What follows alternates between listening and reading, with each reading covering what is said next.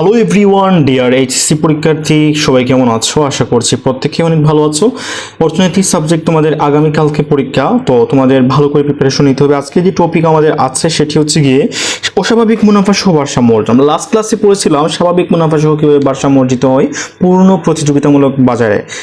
ঠিক আছে, তো চলো আমরা এইটি একটু দেখি যে অস্বাভাবিক মুনাফা সহ ভারসাম্য অর্জন আসলে আমি আগেও বলেছি যে প্রত্যেক বাজারে, যে কোনো ধরনের বাজারে ভারসাম্য অর্জন হতে হলে দুইটি শর্ত পালন করতে হয়। একটি হচ্ছে প্রয়োজনীয় শর্ত আর একটা হচ্ছে পর্যাপ্ত শর্ত। তোমরা দুইটা শর্ত কিন্তু পরীক্ষায় লিখবা, ঠিক আছে, অ্যান্সার করার সময়। একটা হচ্ছে প্রয়োজনীয় শর্ত, সেটা হচ্ছে এমসি সমান এমআর, এমসি রেখা এমআর রেখাকে ছেদ করবে, এবং হচ্ছে পর্যাপ্ত শর্ত হচ্ছে এমসি রেখা এমআর রেখাকে নিচের দিকে ছেদ করে উপরের দিকে উঠবে। এটা হচ্ছে কি এই দুইটা শর্ত। এই দুইটা শর্ত যে বিন্দুতে পালন হবে ওই বিন্দু হচ্ছে ভারসাম্য বিন্দু। এখন আমরা এটা বুঝেছি। এখন চিত্রের মাধ্যমে আমরা অস্বাভাবিক মুনাফা এটা আমরা একটু প্রমাণ করব, দেন আমরা গাণিতিক যুক্তি সহ এটা প্রমাণ করব। ঠিক আছে, তার মানে কি আমরা এখন একটু চিত্রটা অঙ্কন করে ফেলি।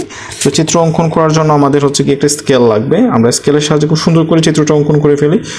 তো এখানে হচ্ছে আমি যখন করব তখন তোমাদেরকে খাতায় ওইটা নোট করতে হবে। ঠিক আছে, যখন নোট করে ফেলবা তখন কিন্তু খুব সহজেই বুঝতে পারবা।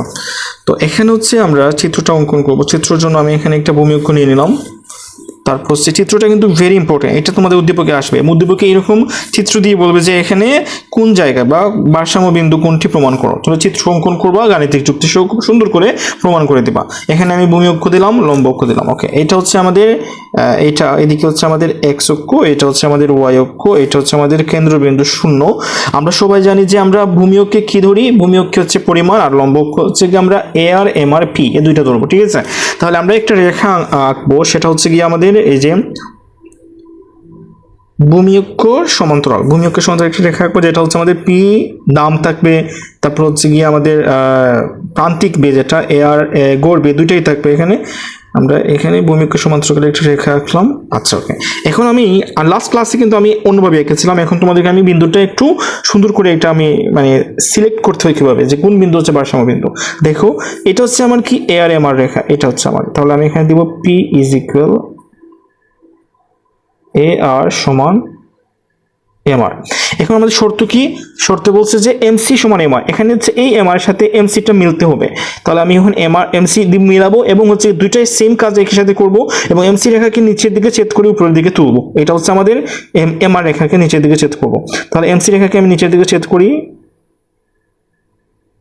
এই যে আমি এমসি রেখাকে, এটা হচ্ছে আমাদের এমসি রেখা এবং এটা হচ্ছে আমাদের এমআর রেখা। তাহলে আমার এমসি রেখা এমআর রেখাকে নিচের দিকে ছেদ করে উপরের দিকে উঠছে না?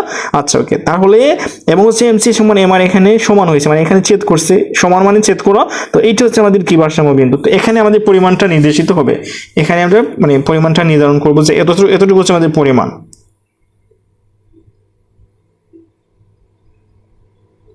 এতটুকু হচ্ছে আমাদের পরিমাণ। তো আমরা এখন কি করব দেখো একটু,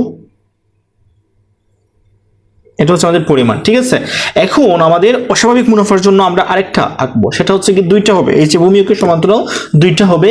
এখানে আমরা এসিটা দিব। এসিটা কোথায় দিব? এসিটা হচ্ছে কি আমি তোমাদেরকে দেখাই। এই যে এসিটার জন্য আমরা এখানে নিচে আরেকটা টান দিব। এটা কিন্তু আমাদের অস্বাভাবিক মুনাফার জন্য। ঠিক আছে, নিচে আরেকটা টান দিব।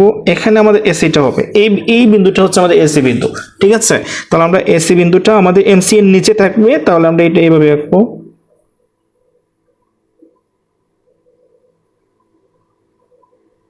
এইট হয়ে গেল।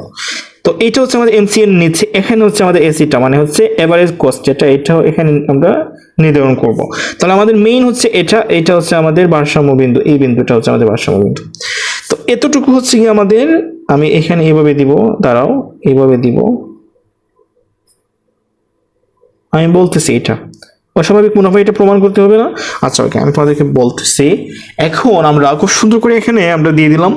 আচ্ছা, তারপর হচ্ছে আমরা এখানে দিব, আমরা একটা পরিমাণের নাম নিয়ে নিব। যেমন ধরলাম আমরা এখানে ও এম দিব এটা। তারপর হচ্ছে কি আমরা দিব যে একটা দিব এস, এটা হচ্ছে আমাদের এস, এটা হচ্ছে আমাদের আর বিন্দু। তোমাদের কিন্তু সংখ্যা দিয়ে দিতে পারে। আমি এখন যেভাবে বুঝাবো এটা বুঝতে পারলেই কিন্তু তোমাদের জন্য ইজি হয়ে যাবে। তাহলে এখানে হচ্ছে কিউ।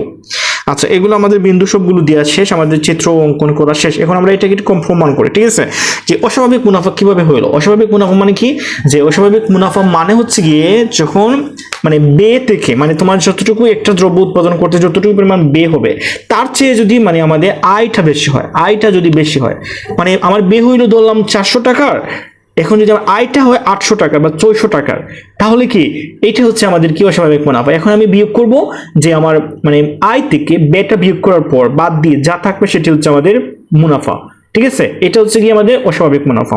আর আগেরটা পড়েছিলাম স্বাভাবিক মুনাফা, আই বে দুইটাই সমান হয়, ঠিক আছে, বাদ দিয়ে দিলে কিছু থাকে না, শূন্য থাকে, তাহলে সেটা হচ্ছে স্বাভাবিক মুনাফা, যেমন যেখানে ক্ষতিও হচ্ছে না লাভও হচ্ছে না, এটাই আগে।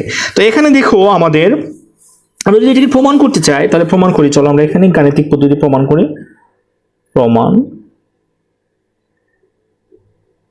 ওকে।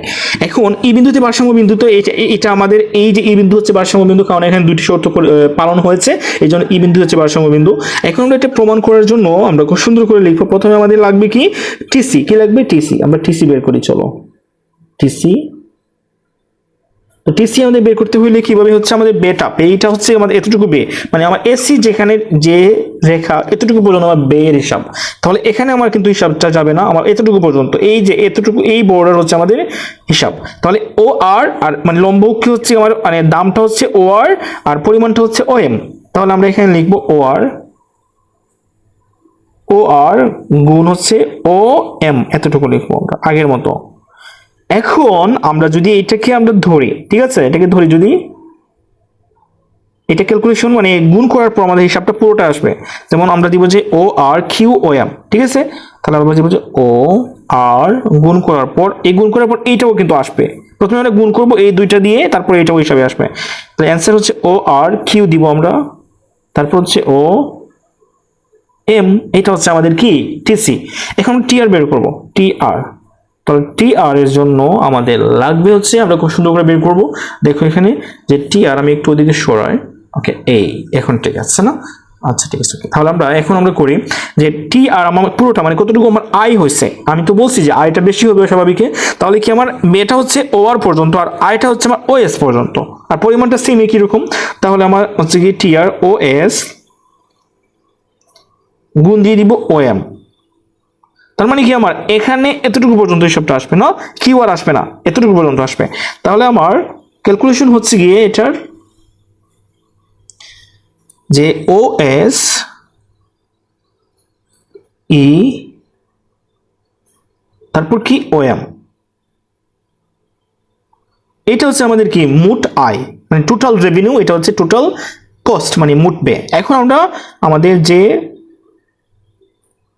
পাই বা মুনাফা বের করব, মুনাফা বের করতে আমার টি আর থেকে টিসিটা বিয়োগ করে ফেলবো, ঠিক আছে। এটা আমরা কিন্তু সংখ্যার মাধ্যমে প্রকাশ করলে খুব সুন্দর করে বোঝা যায় যে মানে যে লাভ হয়েছে যে কতটুকু, ঠিক আছে। আচ্ছা ওকে, আমি সংখ্যার মাধ্যমে উদ্দীপকের সাহায্যে তোমাদেরকে নেক্সট ভিডিওতে দেখিয়ে দেবো। আচ্ছা এখন হচ্ছে কি টি আর থেকে টিসি বিয়োগ করবো, টি আর কতটুকু আমার ও এস, এই যে আমার এই যে ও এস ই ও এম অতটুকু হচ্ছে আমার ওকে টি আর। তাহলে আমরা টি আর এর মানটা লিখি, টি আর এর মানটা হচ্ছে আমার এটা ও এস ই ও এম বিয়োগ টি সি, টি সি এর মান হচ্ছে আমার এটা গুণ করার পর হয়েছে ও আর, তারপর হচ্ছে আমাদের কিউ ও এম। এখন একটু চিত্রের দিকে তাকাও, এদিকে কিন্তু এইগুলো সংকেতের সাহায্যে কিন্তু খুব সুন্দর করে বের করা যায় না, একটু কনফিউজ লাগে। আমরা একটু চিত্রের মাধ্যমে দেখো, চিত্রটা একটু খেয়াল করো ভালো করে। চিত্রটা হচ্ছে কি দেখো, এখানে আমি যদি এই যে আমার মোট আয় মানে আমার মোট ব্যয় হয়েছে এই এতটুকু পর্যন্ত, আমার মোট ব্যয় হয়েছে মানে আমার খরচ হয়েছে এতটুকু, আর আয়টা হয়েছে আমার সারাটা পুরোটা, এই পুরোটা হচ্ছে আমার আয়।